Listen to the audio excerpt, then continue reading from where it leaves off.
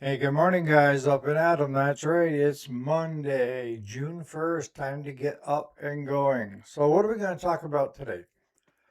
Well, I thought I'd talk about sometimes you just need to slow it down. And you're like, what? I'll tell you right now, it's better to slow down and do it right and get something accomplished than rush through something and have it totally just blow up in your face. Stay tuned.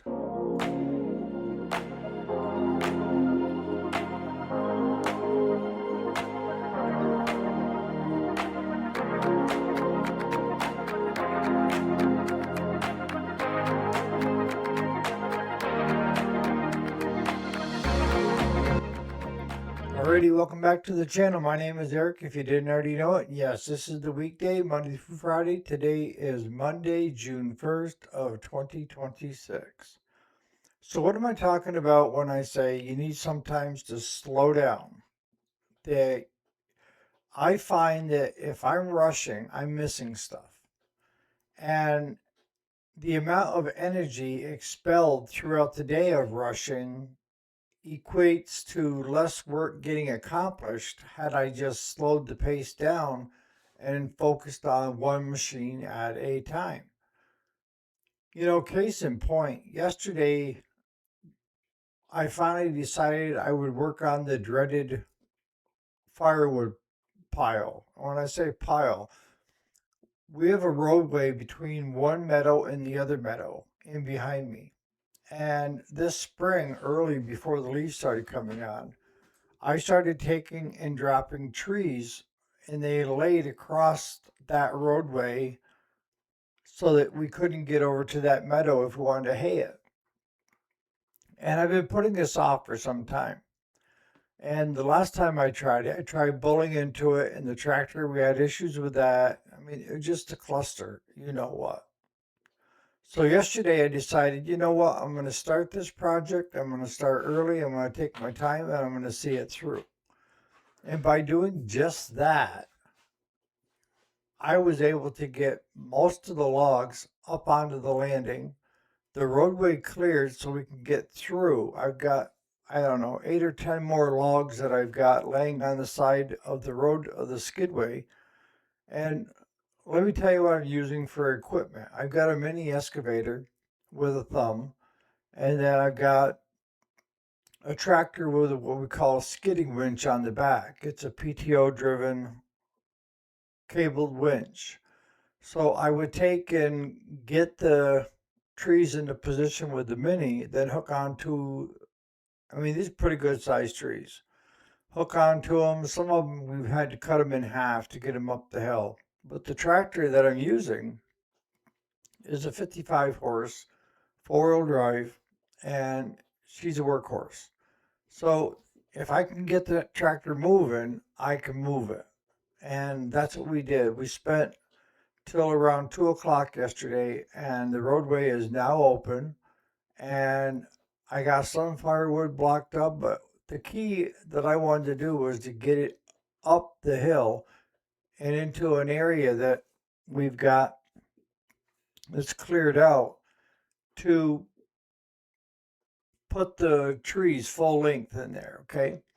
And what I'll do now is, as time permits, is I'll go over there. I've got the mini. I can lift the tree up. I can block what I want.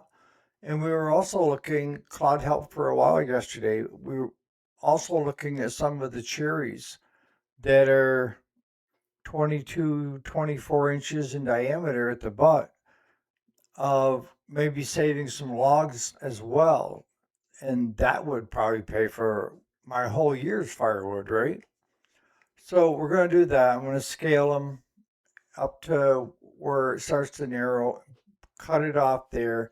We're going to set those into a separate pile. We used to have a veneer plant. And if you don't know what a veneer plant is, it takes the bark off from the tree, but then it takes this really fine shaving and it cuts real thin sheets from that log. And they press that onto other stuff so it's veneered. So it looks like it's cherry furniture, but actually it's press board with the cherry veneer layered on top of it, if that makes any sense. I know cherry's not worth what it was back when I was in my 20s, but it's still probably worth more than firewood. But this goes right down to the shop. When you're working on projects, if you go just pushing into them, you're going to work twice as hard and only get half accomplished. So, what's the better way? On those days, the better way is just to slow down, pace yourself, work on one machine at a time so that you don't overlook things, and just get done what you can get done. And if the goal is to get 8 machines done in a day, start out on number one, and then when you get to two, then do two, then three. And if you only end up with six, you're still doing good.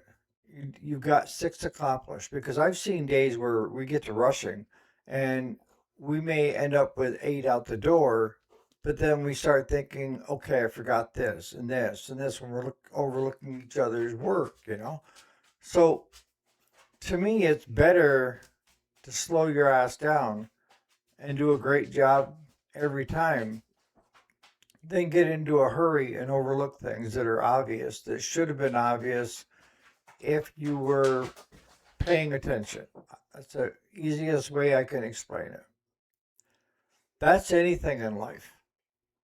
You know, I learned that later in life. Maybe that's an old timer's wisdom. Is sometimes it's better to go slow and steady than it is fast and chaotic. When I was younger, I was always, going 100 miles an hour. But now that I'm older, I can't run like that anymore, that I fall over. But what I have found is by using this instead of my muscles, that I can get just as much accomplished as I did when I was in my 30s. I'm telling you right now, because I spend more time thinking about the process and what is the better way to do it.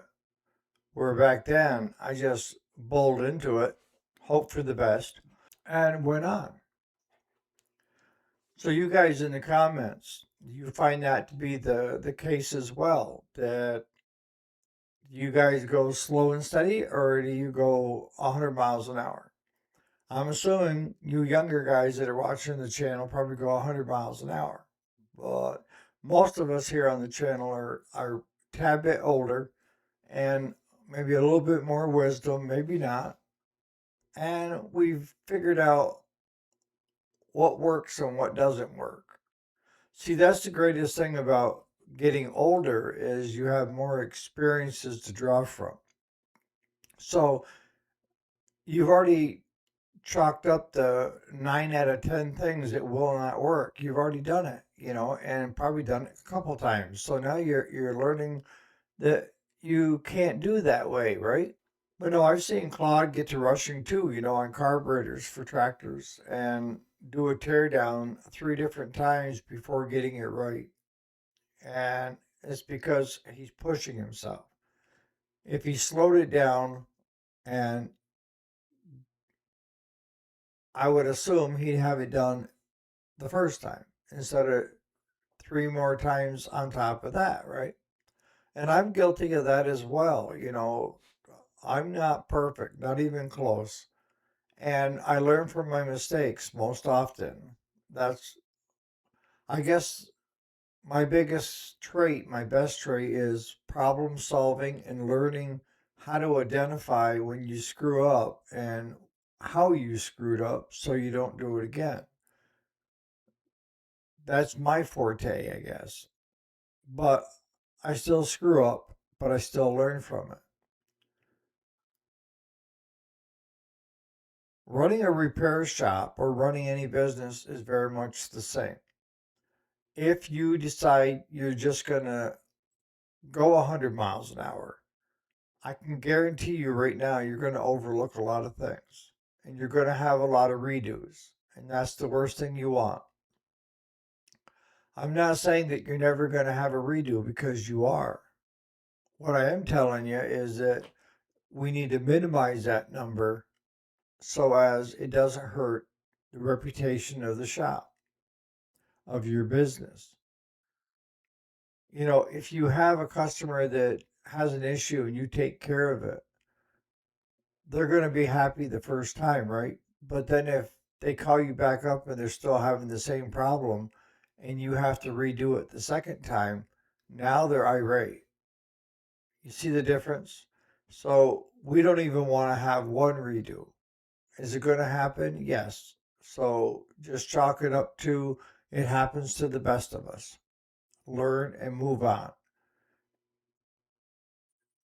In your shop, how do you do it? Do you have a kind of like a pace that you do? Do you base it on how many units you get through in a day? How do you do it?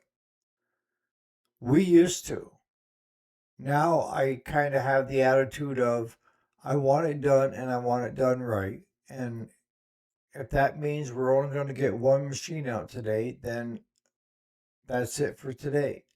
It is what it is. Would I like to get as many machines as I can through the shop? Yes, but not at a cost. And when I say not at a cost, to my customer and to me. Because if you do have a redo, I don't know how you guys handle it, but in my shop, if there's a redo, it's on me. As long as I can see where it was something we either overlooked or missed or something like that, then it's on me. So I take the hit. If it's something that the customer did that ended up having the issue, like running my gas out and then dumping their old gas in and now it won't run, no, that's not a redo. That's an idiot not getting fresh fuel for their lawnmower, if that makes any sense. So what do we got going on this week? We've got a backhoe tractor mounted that we need to get a ram on, and I've already got that sold. Once we get that cylinder on working, uh, we've got a gator that needs a possible fuel pump. We have a snapper with a no start. We have a Ford New Holland. I got to get fittings for hydraulic fittings. We have a Cub Cadet that the deck belt come off. That shouldn't take long. We got other units coming in, and I've got two generators to. One has got a start issue, and the other one is a no start. That's just for today. What I find is, and I'm not sure if it happens at your shop, but at our shop, once we start getting caught up, then we'll have a bunch more show up. That's how it works. And I'll take that because it keeps us busy for, the whole week. Won't be too much longer, another month, and we'll be doing haying, so that's going to cut into our time too. Hopefully, the guy gets over sometime today or tomorrow and pays me for the cattle, or I'm going to look elsewhere of where to sell them. We've already agreed. It's just trying to get the guy here and get him out. Not going to be a long video this morning. Getting ready to head down to the shop. It's a little early. What is it? 5:30. In the comments, what do you use? Slow and steady, or are you fast paced? And if you were fast paced, did you have the same issues overlooking a lot of things? On that note, you guys have a great Monday. We'll catch you here bright and early tomorrow morning for another episode of the weekday. Enjoy.